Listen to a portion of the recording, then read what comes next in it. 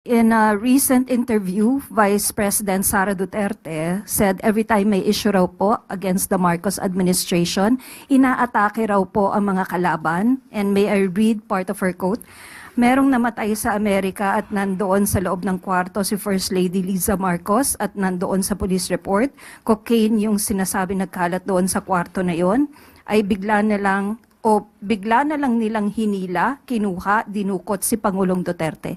Your comment po, ma'am. Sa kanya pala lang galing ang fake news.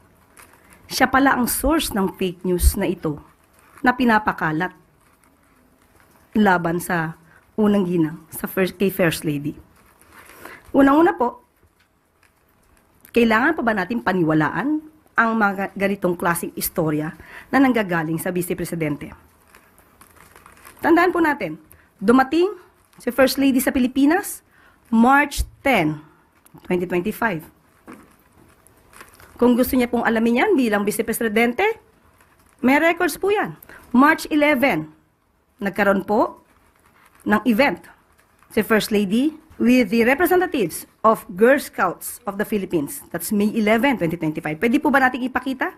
Makikita po natin na kasama niya ang ilan sa mga representatives ng Girl Scouts of the Philippines. Nandiyan po si Dr. Cristina Lim Yuson, National President, Mrs. Teresita Gonzalez, GSP Central Board Member, at si Mrs. Rosaline Davadilla, National Executive Director. March 11 po, nang naaresto or dinala ang dating Pangulong Duterte sa ICC. Papaano po ito maiko-correlate kay First Lady?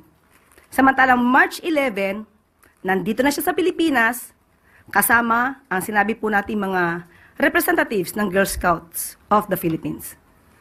Ito po, ang sinabi ni VP Sara, ay walang paggalang sa pamunuan, sa organisasyon ng Girl Scouts of the Philippines. Pinapalabas niya na ang event na to ay hindi nangyari. Bilang Vice Presidente, hindi po ba dapat inalam niya muna kung itong mga taong pong itong nabanggit ko from the Girl Scouts of the Philippines ay totoong nagkaroon ng meeting sa ating First Lady? So, tanong natin, dapat pa bang paniwalaan ang mga sinasabi ni Vice Presidente kung sa kanya naman pala nanggagaling ang mga fake news at disinformation na ito?